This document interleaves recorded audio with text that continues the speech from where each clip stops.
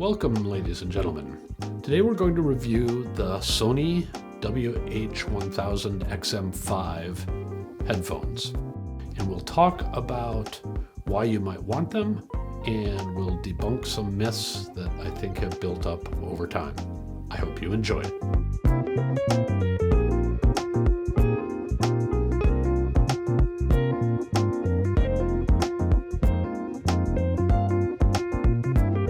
The Sony 1000XM5s are the latest in a series, the fifth in a series of wireless headphones that Sony has built.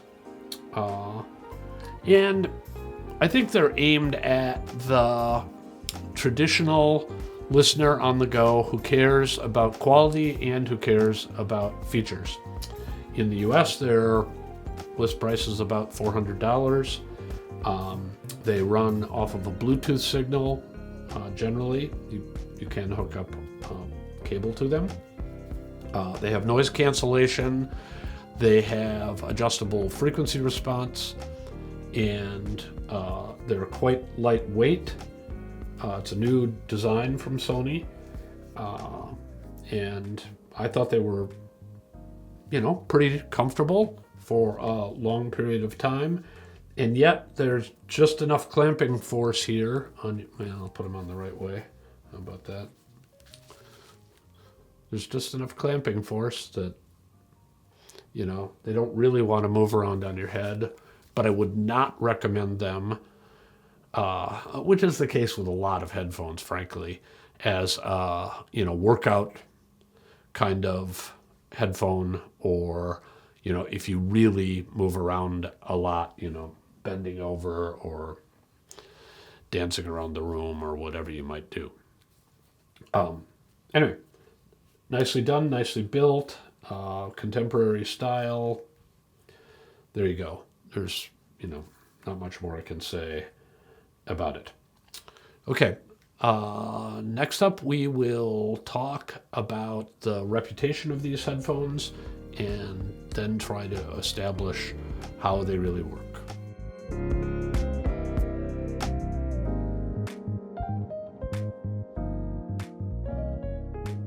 The Sony 1000 series, and particularly the 1000XM5, but also really the XM4, which is a different driver design, so we're not talking about the same headphone, have built up quite a reputation over time.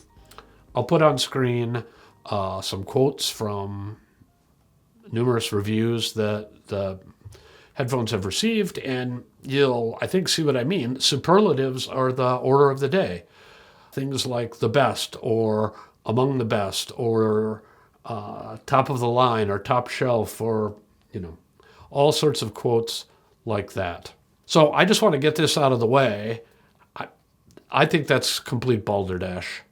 Not that these aren't good headphones. I think these are quite good headphones for the money if you want something that does what these do. That's a lot of caveats. If we were talking about cars, if I picked out a really good compact car, the Honda HR-V, and said it's the best car in the world, I'd be written off immediately.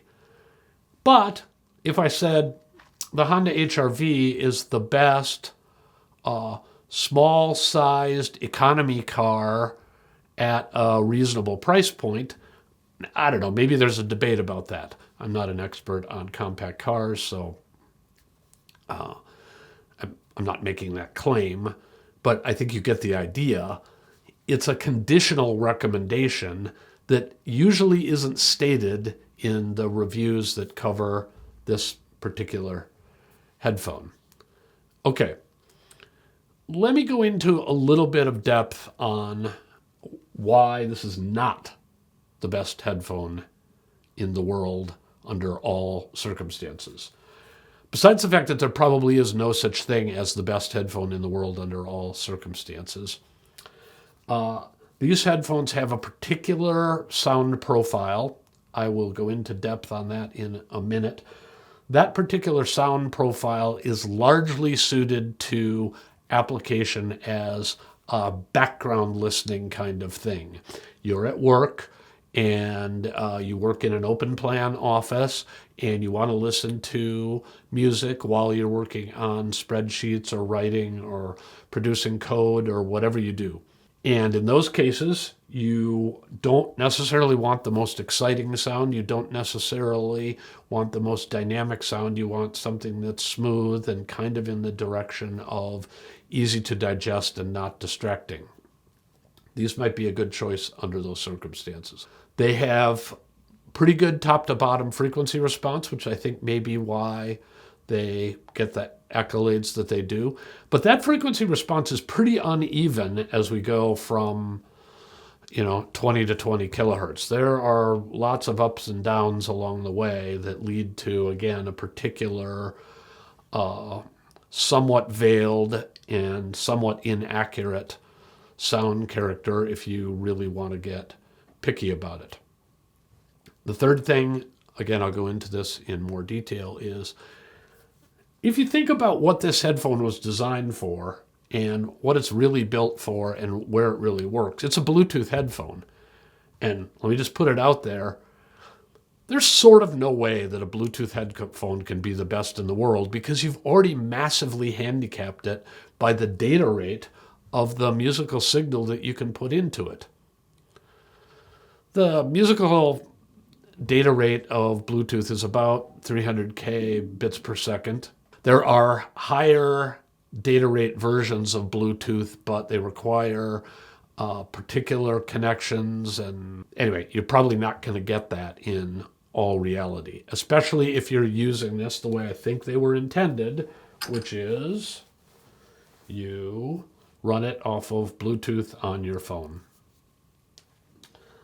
Which is a convenience, I grant you. Again, the application for these headphones is real and quite understandable. Let me compare just briefly so you know what I'm talking about. The data rate of Bluetooth is about 300k BPS, and Redbook CD, which is just a normal old-fashioned CD like you could have bought in 1987, is about 1.5 megabits per second. So it's about 5 times the data rate. And high res can go up to something like, again, the sky's the limit in a way, but 6 or 8 megabits per second, which is going to be 20 times the amount of data. Now, sound quality isn't linear with the amount of data, but you get better resolution, better tone colors, better many things when you go up in that resolution level. So I'm not faulting Sony for the fact that it's a Bluetooth headphone. If that's what you want, okay, here you go. But it's not the best headphone in the world, because the best headphone in the world is going to be able to operate at high-res data rates and reproduce that high-res very successfully. Okay, enough about other reviews. I'll come back in a minute and we can talk about what's actually quite good and enjoyable about the Sony 1000XM5s. Just a brief interruption, esteemed viewers. As you may know, I'm Tom Martin, Chief Content Officer of The Absolute Sound. We have a new product. It's on the Substack platform, and we're going to do some interesting things with Substack. First of which is reader questions and answers. Each Monday, readers will submit questions. We'll pick the most interesting ones and we'll answer the questions on Friday. We'll also have early access to articles and special blogs that don't appear anywhere else. We hope you'll join us. It's only a cost of a cup of coffee per month. Just check on the screen or in the show notes below. Thanks. And now back to the show. All right, I said I would talk about what I liked about the Sony 1000XM5s, and it's not about what I like. It's trying to explain to you the application for these headphones that I think works and where they perform well. So let me draw a distinction. You may or may not like this, but I think it really helps to just talk in broad terms about where these are positioned. Having listened to, over 100 headphones in my reviewing work, I'm going to come up with a broad summary idea. There's a group of headphones that I think are aimed at a sound profile that I'm going to call warm and soft. These are in that category. As I said before, I think the warm and soft profile is one that can be enjoyed if your primary listening mode is kind of as background music. You're doing something else, reading a book, working on a computer, commuting, whatever you might be doing. That warm and soft profile works very well there because it's not too dynamic, it's not too punchy, it doesn't surprise you or interrupt you, and it's warm and soft and quite enjoyable, just like a comfy sweater. Okay, there are two other profiles, though, that I want to talk about, and I'll refer to these in other reviews just to help you kind of position headphones in the landscape. The central one I want to talk about is what I'm going to call dynamic transparency. In my experience, the best headphones in the world, and they're often quite expensive, the best headphones in the world are trying to have a high level of dynamics and a level of transparency that reveals something as close as possible to the original performance as recorded. That means they're going to have a very low noise floor. That means they're going to be able to resolve low-level detail. That means they're going to be able to deliver dynamics very strongly without distortion. That means they're not going to blur instruments together. That means that the diaphragms aren't going to vibrate and get confused. And it often means they need significant amplification because the amplifier has to be able to follow the game as well. So that's the dynamic transparency profile. These are not, in my experience, in that category. The third category I'll talk about and refer to, because there are a number of headphones designed around this idea, is one I call mid-range focus. There are headphones that have a little bit of roll-off in the bass, a little bit of roll-off in the treble. They bring the focus into the mid-range, and the manufacturer has concentrated on mid-range purity and mid-range accuracy, and that tends to be very important in reproducing music. And if you were a designer, you might realistically say, hey, there are trade-offs in how I make these headphones, and I'd rather get the core band of the music right because it takes a lot of extra effort and it can sometimes get in the way to get the low frequencies and the high frequencies nailed and balanced out with the mid-range. And I don't have the budget to be able to do that, so I'm going to give you what you really need and not let this other stuff get in the way and distract you. So that's the mid-range focus kind of profile. We'll talk about more headphones that fit in that area.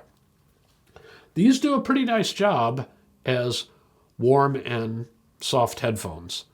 I would say there's, as I talked about before, there's good bass balance.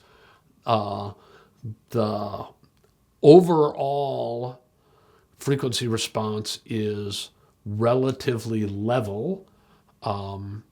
And the bass, I think, is balanced in such a way that you won't be distracted by the fact that many people are accustomed to slightly elevated bass, and yet the bass, I don't think, super gets in the way.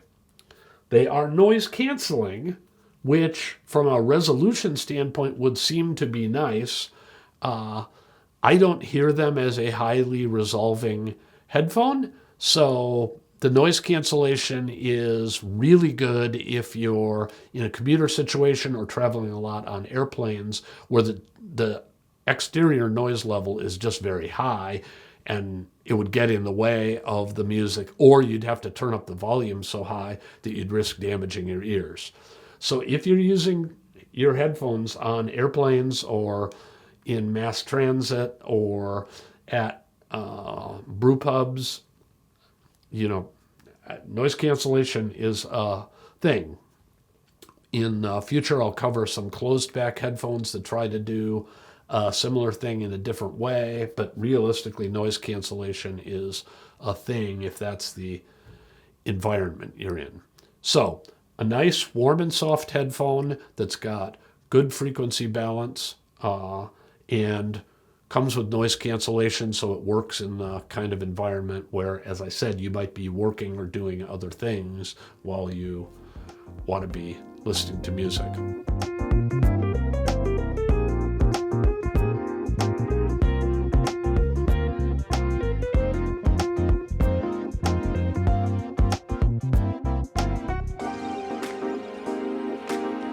Sound quality. Well, those of you who have watched our reviews know that we like to go into detail, and we have a lot of descriptors to talk about this because it's a somewhat complex subject. But I do want to say that these Sony headphones, and Sony makes many headphones and historically has made many very good headphones, have nice, somewhat polite sound quality, but there's if you really are picky, there's a lot to be desired here. Let me describe this in a few ways just to give you an idea. As I said, the bass is a little bit on the warm side, but the big problem is the bass isn't really very well defined. You don't get the sense that you're hearing a plucked string on a bass guitar with the overtones coming through the way it would when you're actually listening to bass. It's not quite, a turgid thud, but, there's some lack of definition in the mid and upper bass that would really give you the sense of real instruments.